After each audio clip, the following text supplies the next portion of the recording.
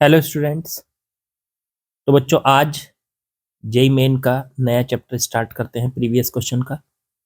और modern physics आज से स्टार्ट हो जाएगी बच्चों। चैप्टर हमारा dual nature of radiation and matter है। और चैप्टर नंबर आपको पता है 11 है, 12th का। तो स्टार्ट करते हैं। मॉडर्न फिजिक्स के 4 चैप्टर लगातार हम पहले इसी के करेंगे। अ, ये समझ लीजिए आप मेंस वाले। फिर उसके बाद जाके हम नीट वाले करेंगे, ठीक है। तो पहले मेंस के खत्म कर लेते हैं, थोड़ा जल्दी हो जाएंगे ये, इसलिए मेंस के खत्म कर लेते हैं। तो चलिए शुरू करते हैं फर्स्ट क्वेश्चन से। क्वेश्चन नंबर 1 देखो क्या कहा है। क्वेश्चन नंबर 1 में बोला है the D Broglie wavelength of an electron having kinetic energy is capital E is lambda. If kinetic energy of electron becomes E by 4, then its de Broglie wavelength will be। देखो पहले तो मैं आपको ये याद दिलाऊं कि डी ब्रोगली वेवलेंथ होती क्या थी। देखो डी ब्रोगली एक साइंटिस्ट थे। उन्होंने कहा कि अगर कोई एम मास का पार्टिकल वी स्पीड से चलता है तो वो वेव बन जाता है, वेव की तरह चलता है ऐसे, ठीक है। तो हर एक पार्टिकल, हम भी पार्टिकल हैं, ये जो मैंने पेन पकड़ा हुआ है ये भी एक पार्टिकल है।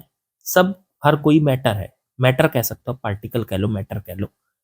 तो हर एक चीज मैटर है। और मैटर जब वी स्पीड से चलेगा तो वो वेव की तरह चलता है। और जब वेव चलती है तो वेव की अपनी एक वेव लेंथ होती है, ठीक है। अब इसी वेव लेंथ को कैलकुलेट करने के लिए उन्होंने एक फॉर्मूला दिया, lambda is equal to H upon P, H बटे में पी। एच था यहाँ पे प्लांक कांस्टेंट और पी था क्या, मोमेंटम।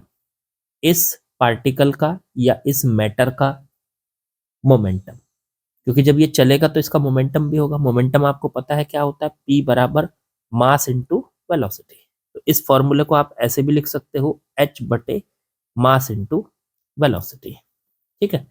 अब यहां से ये उन्होंने फॉर्मूला दिया कि अगर कोई भी पार्टिकल, इस दुनिया में कोई भी पार्टिकल हो, अगर वो एम मास का है और वी स्पीड से चल रहा है तो वो एक वेव की तरह चलता है। मतलब उन्होंने सीधी सी एक बात बताई थी कि पार्टिकल भी वेव होते हैं, मैटर भी वेव होता है, या ये कह लो कि मैटर के एसोसिएटेड मैटर के साथ एक वेव होती है, उसी को मैटर वेव भी बोलते हैं, ठीक है।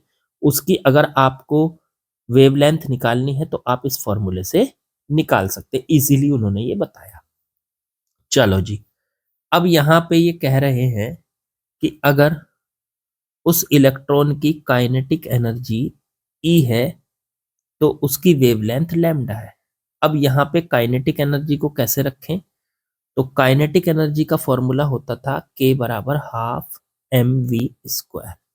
क्या मैं यहाँ से वी की वैल्यू उठा के यहाँ पे रख सकता हूँ इसमें, तो अब यहाँ से आप इजीली 2k बराबर एम वी स्क्वायर लिख सकते हो, या वी एम वी की वी स्क्वायर की वैल्यू निकाल लो यहाँ से 2k बटे में एम, या v की वैल्यू निकालोगे तो अंडर रूट में 2k बटे m।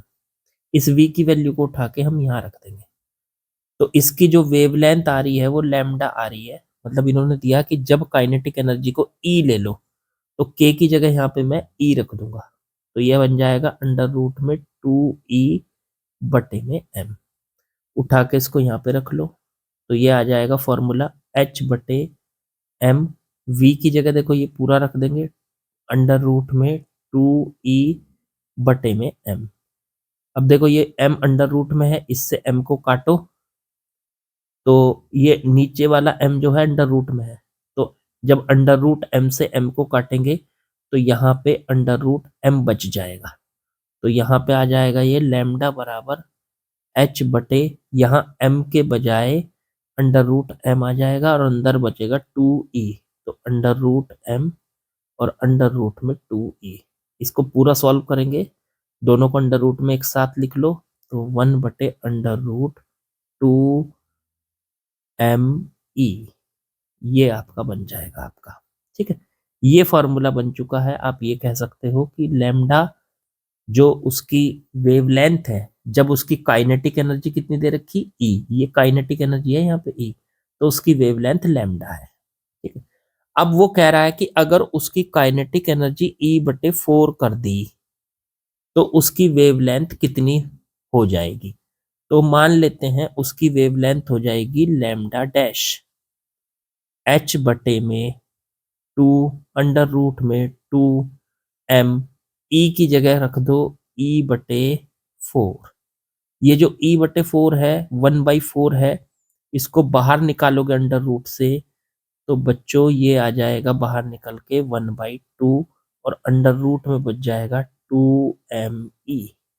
चेक करो, देखो ये वाला जो 4 है ये बाहर निकल के आ गया अंडर रूट से बाहर, तो 1/4 का अंडर रूट क्या हो गया 1/2, देखो बाहर आ गया, और ये अंडर रूट 2me बन गया। ये 2 जो है अब 1/2 ये ऊपर चला जाएगा, तो ये सॉल्व करके आ जाएगा 2h बटे में अंडर रूट 2me। अब h बटे अंडर रूट 2me, देखो यहाँ पे देखो जहां मैं एरो घुमा रहा हूँ, h बटे अंडर रूट 2me की वैल्यू कितनी है लैम्डा, तो इस पूरे की जगह यहाँ से लेके यहाँ तक इसकी जगह आप लिख सकते हो लैम्डा, तो ये बन गया 2 लैम्डा। इसका मतलब उसकी वेवलेंथ क्या हो जाएगी, काइनेटिक एनर्जी 1/4 कर दी आपने, e/4 कर दी, पहले e थी तो वेवलेंथ लैम्डा थी, अब आपने काइनेटिक एनर्जी e/4 कर दी तो उसकी वेवलेंथ देखो डबल हो गई, तो आंसर हो गया बच्चों 2 लैम्डा। बिल्कुल आसान सा सवाल था, ये मैंने इतना खींच दिया क्योंकि मुझे आप लोगों को ये फॉर्मूले भी बताए हैं मैंने, वरना ये बस मुश्किल से 10 सेकंड का सवाल था, 10 सेकंड से ज्यादा का नहीं है ये, इससे ज्यादा टाइम आपको लगना भी नहीं चाहिए। ठीक है, चलो आगे बढ़ते हैं, आसान था ये तो। चलिए बच्चों नेक्स्ट क्वेश्चन भी डी ब्रोगली वेवलेंथ का ही है। A proton and alpha particle are accelerated from rest. एक तो प्रोटॉन है जी और एक अल्फा पार्टिकल है, और उनको रेस्ट से, दोनों रेस्ट में है, ये भी रेस्ट में है और ये भी रेस्ट में है। ठीक है, दोनों को रेस्ट से एक्सेलरेट किया गया, एक को किया गया 2 वोल्ट पे और दूसरे को किया गया 4 वोल्ट। पहले तो मैं आपको एक कंसेप्ट बता दूं, अगर मान लो हमारे पास कोई क्यू चार्ज है और वो रेस्ट में है, मान लो हमने उसको वी वोल्ट दे दी, वोल्टेज दे दी, वी वोल्टेज दे दी, ठीक है, और वोल्टेज पे एक्सेलरेट किया, तो याद रखना वोल्टेज देने से उसकी काइनेटिक एनर्जी बढ़ जाती है। कितनी हो जाती है, तो उसका चार्ज और इनटू में वोल्टेज, ये उसकी काइनेटिक एनर्जी का फॉर्मूला हो जाता है। तो इस हिसाब से सर प्रोटॉन को जो वोल्टेज दी वो तो दी 2 वोल्ट, और अल्फा पार्टिकल को जो वोल्टेज दी वो दी हमने 4 वोल्ट। तो पहले प्रोटॉन की काइनेटिक एनर्जी कितनी हो जाएगी, प्रोटॉन की केपी कह लो उसको, तो प्रोटॉन की काइनेटिक एनर्जी तो हो जाएगी, प्रोटॉन पे चार्ज, प्रोटॉन पे चार्ज कितना होता है ई, प्रोटॉन पे चार्ज कितना होता है प्लस ई कह लो ई, और इनटू में 2 वोल्ट उसको दे दिया आपने काइनेटिक एनर्जी, तो इनटू में 2, ये बन गई प्रोटॉन की काइनेटिक एनर्जी। ऐसे ही अल्फा पार्टिकल की काइनेटिक एनर्जी निकाल लो, तो अल्फा पार्टिकल पे चार्ज कितना होता है प्लस का 2e, प्लस का 2e, इस पे होता है प्लस का e,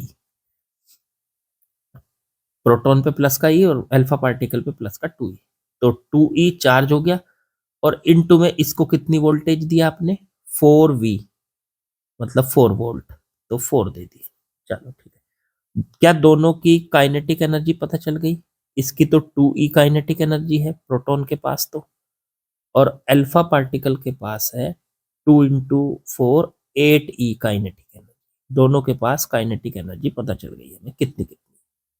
अब इनकी डी ब्रोगली वेवलेंथ निकालनी, देखो डी ब्रोगली वेवलेंथ का फॉर्मूला अभी हम पिछले क्वेश्चन में ये भी पढ़ के आए हैं काइनेटिक एनर्जी वाला, और वो है लैम्डा बराबर h बटे अंडर रूट में 2km। देखो अभी पढ़ का है, पिछला क्वेश्चन आप देख भी लो, के की जगह बस वहां ई यूज किया था, तो ये भी डी ब्रोगली वेवलेंथ का फॉर्मूला होता है। अगर m मास का पार्टिकल है और उसके पास काइनेटिक एनर्जी k है तो वहां पे ये लगा सकते हो आप।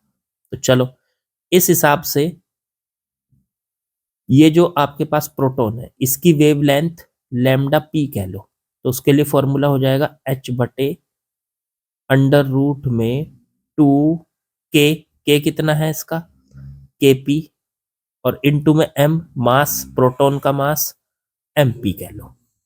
ऐसे ही लैम्डा अल्फा निकालोगे तो अल्फा पार्टिकल का लैम्डा निकालोगे तो उसके लिए फॉर्मूला यही सेम एच बटे अंडर रूट में 2 इस बार के अल्फा और मास एम अल्फा। चलो जी एक काम करते हैं, दोनों का रेशो निकालना है। तो रेशो निकालना है प्रोटॉन मतलब लैम्डा पी और बटे में लैम्डा अल्फा का। चलो जी इसको निकालते हैं, पहले लैम्डा पी की वैल्यू लिखते हैं एच बटे अंडर रूट 2 kp mp, और बटे में ये आएगा अल्फा वाला तो ये उल्टा होके ऊपर चला जाएगा, ये ऊपर चला गया तो under root 2 k alpha m alpha बटे में h, s से h कट गया, 2 से 2 कट गया, ये आ गया। सॉल्व करके पूरे के पूरे को अंडर रूट में ले लो, ऊपर बचा k अल्फा m अल्फा और बटे में kp mp। चलो इसे सॉल्व कर लो अंडर रूट में के अल्फा। अब अल्फा पार्टिकल की काइनेटिक एनर्जी देखो कितनी थी 8e, लिख दो, इनटू में एम अल्फा, अल्फा पार्टिकल का मास कितना होता है, अल्फा पार्टिकल का मास, अल्फा पार्टिकल में 2 प्रोटॉन होते हैं बच्चों और 2 होते हैं न्यूट्रॉन, तो इसका मतलब उसका मास हो गया 4m, 2 प्रोटॉन का मास 2m, 2 न्यूट्रॉन का भी 2m, तो टोटल हो गया 4m का मास बटे में केपी कितना निकल के आया था ये 2e, और इनटू में एमपी, एक प्रोटॉन का मास होता है एम से एम कट गया, ई से ई कट गया, ये आ गया 2 से इसको काट लो, 4 को तो अंदर बचा 2, ऊपर बचता है 8 इंटू 2 16, 16 का अंडर रूट, आंसर आ गया 4 या 4:1 कह लो, एक ही बात है। ऑप्शन चेक कर लो, 4:1, option number A is correct. तो आसान था, ये भी कुछ नहीं है, बच्चा सवाल था, ठीक है। वही फॉर्मूला अपना डी ब्रोगली वेवलेंथ वाला। चलो जी आगे बढ़ो। चलिए बच्चों नेक्स्ट क्वेश्चन करते हैं, वही डी ब्रोगली वेवलेंथ टॉपिक का ही है ये भी। The ratio of D Broglie wavelength of proton, एक तरफ प्रोटॉन एंड इलेक्ट्रॉन एक तरफ electron, having same kinetic energy, दोनों की काइनेटिक एनर्जी सेम, मान लीजिए पहले की भी के दूसरे की भी के, मास अलग अलग है, मास की वैल्यू भी दे रखी है इन्होंने, वो यूज कर लेंगे।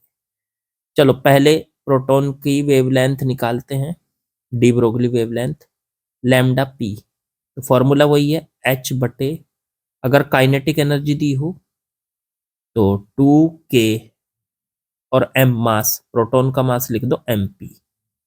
चलो ठीक है, ऐसे ही इलेक्ट्रॉन के लिए निकालेंगे लैम्डा ई, तो h बटे अंडर रूट में 2k, काइनेटिक एनर्जी तो इसकी भी वही है तो इसे लिखो 2k, इलेक्ट्रॉन का मास लिख दो me। चलो जी अब इनका रेशो करना है, तो लैम्डा पी बटे में लैम्डा ई, लैम्डा पी की वैल्यू लिख लो पहले एच बटे में अंडर रूट 2k mp और बटे में एच बटे under root 2k me, S से एच कट गया, 2 से 2 कट गया, के से के कट गया अंडर रूट में, ये ऊपर चला गया तो ये आ गया अंडर रूट में me का अंडर रूट और बटे mp का अंडर रूट, इसे पूरे को अंडर रूट में लिख सकते हैं me बटे mp।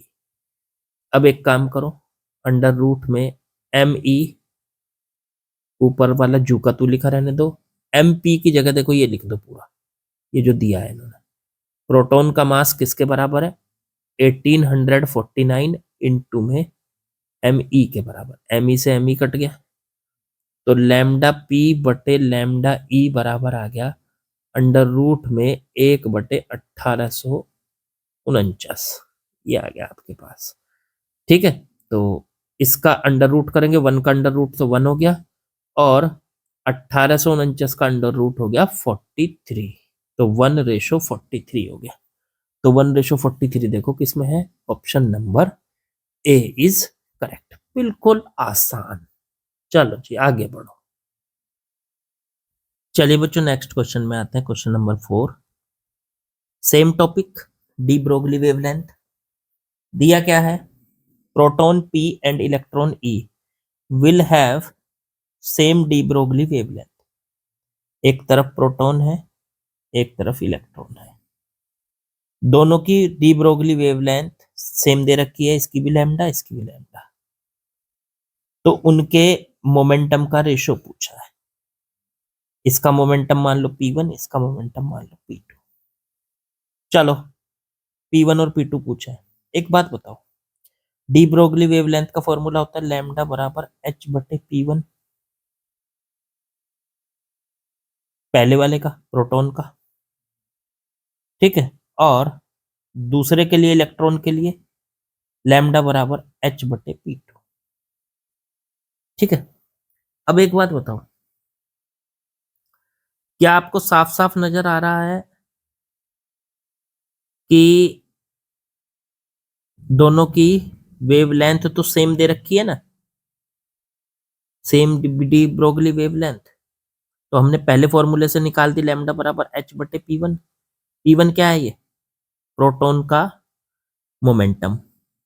और दूसरे फॉर्मूले से ही फिर से निकाल दी लैम्डा बराबर H/P2। P2 क्या है, इलेक्ट्रॉन का मोमेंटम, ठीक है। ये भी लैम्डा की वैल्यू, ये भी लैम्डा की वैल्यू, दोनों बराबर है, दोनों को इक्वल रख दो। तो H/P1 बराबर आ गया H/P2। एस से एच कट गया, तो ये आ गया P1 बराबर P2, ये आ गया। अब पूछा है दोनों का रेशो क्या होगा, P1 और P2 का। तो अगर P1 के बटे में P2 ले आए तो उधर बचेगा 1, या इसको कह सकते हैं P1:P2 बराबर 1:1। तो option number D is correct. ये तो बहुत ही आसान था यार, कुछ था ही नहीं इसमें तो, और ना इसमें कहीं पे मास की जरूरत पड़ी। ये बस कंफ्यूज करने के लिए दिया था, तो बेवकूफ बनाने के लिए कोशिश की इन्होंने, लेकिन हम बहुत होशियार हैं, ऐसे बेवकूफ नहीं बनेंगे, ठीक है। चलो खैर, अगले क्वेश्चन पे आते हैं बच्चों। आसान था ये भी। चलिए बच्चों नेक्स्ट क्वेश्चन पे आते हैं, क्वेश्चन नंबर 5। ये भी वही डी ब्रोगली वेवलेंथ का। आज तो सारे क्वेश्चन आसान ही थे। चलो देखते हैं इसको भी क्या कहा इन्होंने। कहा the kinetic energy of an electron, एक इलेक्ट्रॉन है, ओके, एक अल्फा पार्टिकल है, ओके, एंड ए प्रोटॉन, एक प्रोटॉन, ठीक है जी। अब सोचो इलेक्ट्रॉन पे चार्ज कितना होता है, चार्ज की बात कर लो पहले। सर -E, अल्फा पार्टिकल पे प्लस का 2E, ठीक है, और प्रोटॉन पे प्लस का E, ये होता है चार्ज, ठीक है। शायद जरूरत पड़े इसकी आपको, नहीं जरूरत पड़ेगी तो कोई बात ही नहीं। अब इनकी काइनेटिक एनर्जी क्या क्या दी है, इलेक्ट्रॉन को दी 4k, 4k, अल्फा पार्टिकल को 2k, और प्रोटॉन को दी k, ठीक है। अब इनसे कहा इनकी D Broglie wavelength, L electron की लैम्डा ई, अल्फा पार्टिकल की लैम्डा अल्फा, और प्रोटॉन की लैम्डा पी। अब इनमें ये बताना है ऑप्शन देख के कि कौन सा ऑप्शन करेक्ट है, लैम्डा अल्फा बड़ा है, कौन बड़ा है कौन छोटा है, सब बताना है। तो हम तो पहले इसको कैलकुलेट करेंगे फिर देखेंगे। पहले लैम्डा ई के लिए फॉर्मूला लगाओ, काइनेटिक एनर्जी वाला फॉर्मूला लगाना है, क्योंकि यहाँ काइनेटिक एनर्जी है हमारे पास। काइनेटिक एनर्जी वाले फॉर्मूले में हमें मास की जरूरत पड़ती है, ठीक है ना, तो मास जरूरी है। तो मास इलेक्ट्रॉन का एम ई मान लेते हैं। चलो पहले लैम्डा ई निकाल लो, तो H/√में 2km, तो 2k, काइनेटिक एनर्जी इसकी कितनी है 4k, 4k लिखो यहाँ इसको, k की जगह 4k। थोड़ा सा नीचे करता हूँ वरना थोड़ा अनक्लियर सा हो जाएगा। पहले लैम्डा ई निकालते हैं, वो है एच बटे अंडर रूट में 2k, के कितना है इसका 4k, तो 4k और इंटू एम मास, वो है इलेक्ट्रॉन का मास me। फिर ऐसे ही निकाल लेते हैं लैम्डा अल्फा, वो एच बटे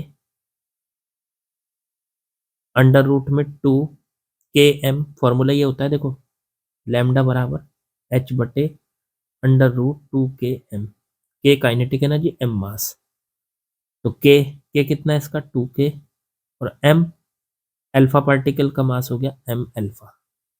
ओके, अब यहां से लैम्डा पी, वही फॉर्मूला एच बटे अंडर रूट में 2k, काइनेटिक एनर्जी तो के ही है, और एम अल्फा, तो एम अल्फा की जगह यहाँ आ जाएगा प्रोटॉन का मास एम पी। ठीक बच्चों, अब यहाँ पे आइडिया लगाओ कौन बड़ा कौन छोटा। तो भाई अगर इसको सॉल्व करें लैम्डा ई को, तो ये बन गया एच बटे 4 × 2 अंडर रूट में 8 kme। ओके, लैम्डा अल्फा, तो एच बटे अंडर रूट में 2 × 2 4km अल्फा। फिर लैम्डा पी, तो एच बटे अंडर रूट में 2kmp।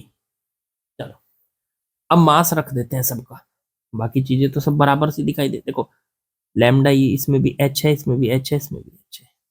ठीक है, चलो अब आइडिया लगेगा के सब में एक जैसा ही है, ठीक है ना। तो आइडिया किससे लगेगा, आइडिया लगेगा मास से। अब देखो हमें ये पता है इलेक्ट्रॉन का मास जो होता है वो सबसे छोटा है इन सब में। इलेक्ट्रॉन का मास, अल्फा पार्टिकल का मास, प्रोटॉन का मास, इन सब में सबसे छोटा कौन है, इलेक्ट्रॉन का मास। प्रोटॉन्स के मास से भी बहुत छोटा होता है। अब ये जो लैम्डा ई है, मतलब इलेक्ट्रॉन की वेवलेंथ, वो इनवर्सली प्रोपोर्शनल है इसके मास के। अगर मास बहुत छोटा होगा, स्मॉल, तो लैम्डा बहुत बड़ा होगा, बिग, या कह लो लार्ज। तो इसका मतलब इन तीनों में सबसे बड़ा कौन है, जिसका मास सबसे कम है, और वो है इलेक्ट्रॉन। तो इलेक्ट्रॉन की वेवलेंथ सबसे ज्यादा है, साइड में लिख लो इलेक्ट्रॉन की वेवलेंथ सबसे ज्यादा, तो ये हो गई। अब आ जाओ इन दोनों पे, इन दोनों में कौन बड़ा है, तो ये इनके मास पे डिपेंड करेगा।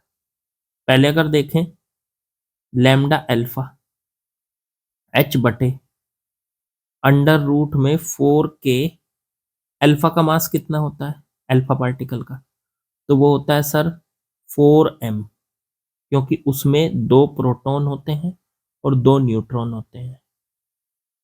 तो 2 प्रोटॉन और 2 न्यूट्रॉन, 2 प्रोटॉन और 2 न्यूट्रॉन, 2 प्रोटॉन का मास 2m, 2 न्यूट्रॉन का मास भी 2m, तो 2m + 2m कितना हो गया 4m, तो ये 4m आ गया। ये सॉल्व करेंगे तो h बटे 4 × 4, ये कितना बन गया 16km। अब ऐसे ही निकाल लो आप लैम्डा पी,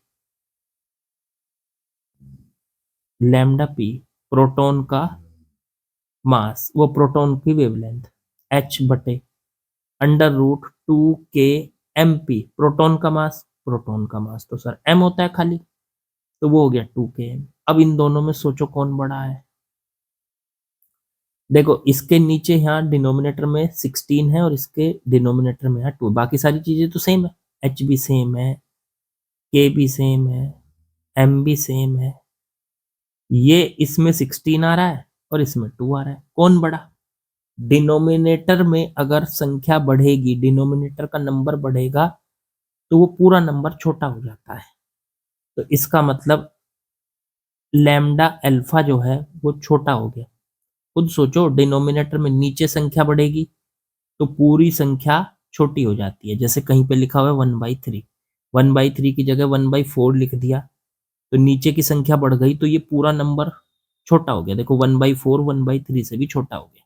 तो इसी तरीके से ये पूरा नंबर छोटा, तो लैम्डा अल्फा छोटा है लैम्डा पी से, मतलब सबसे छोटी वेवलेंथ। भाई सबसे बड़ी वेवलेंथ तो मिल गई थी हमें, किसकी? लैम्डा ई की। तो सबसे बड़ी वेवलेंथ थी लैम्डा ई की, ठीक है। फिर लैम्डा ई की वेवलेंथ किससे बड़ी थी? सबसे बड़ी थी, ठीक। फिर इन दोनों में किसकी बड़ी है? तो प्रोटॉन की वेवलेंथ ज्यादा बड़ी है, तो फिर आएगा लैम्डा पी और फिर आएगा लैम्डा अल्फा। ये तीन है। सबसे बड़ी वेवलेंथ इलेक्ट्रॉन की, फिर प्रोटॉन की और फिर अल्फा पार्टिकल की। चेक करो जी, बिल्कुल ठीक लिखी क्या मैंने? कोई है ऐसा ऑप्शन? ऐसा ऑप्शन है lambda E P alpha, lambda E P alpha. देखो ये ऑप्शन, इस ऑप्शन को ऐसे भी लिख सकते हो उल्टा करके, सबसे छोटा लैम्डा अल्फा लिख लो पहले, फिर वो छोटा है किससे? लैम्डा पी से, और फिर लैम्डा पी किससे छोटा है? लैम्डा ई से। ऐसे भी लिख सकते हो। तो अल्फा पी और ई, देखो ये लिखा हुआ ऑप्शन नंबर सी में है। चेक कर लो, ऑप्शन नंबर सी बिल्कुल आसानी से बन रहा है। सबसे छोटी वेवलेंथ अल्फा पार्टिकल की, फिर प्रोटॉन की और फिर इलेक्ट्रॉन की। यही हमने आपको बताया भी है बच्चों, ठीक। तो आसानी से इसको देख सकते हो। देखो ये क्वेश्चन ना इतने बड़े नहीं होते, ये तो मुझे समझाना है आपको सारी बात, इस वजह से पूरा खोल के बताता हूँ मैं एक एक चीज आपको, मतलब ब्रीफली, ठीक। पर आपको वहां कौन सा किसी को समझाना है, आपको तो फटाफट कर देना है इस क्वेश्चन को। चलिए लाइक शेयर सब्सक्राइब कमेंट कर दीजिएगा। आज की वीडियो यहीं खत्म करते हैं और कोशिश करते हैं पहले जेई मेन के क्वेश्चन लगाते हैं सारे, इसके मॉडर्न वाले, ठीक है ना, वो जल्दी हो जाएंगे और फिर उसके बाद नीट के लगा लेंगे। चलो अगली वीडियो में मिलते हैं बच्चों कल। ओके।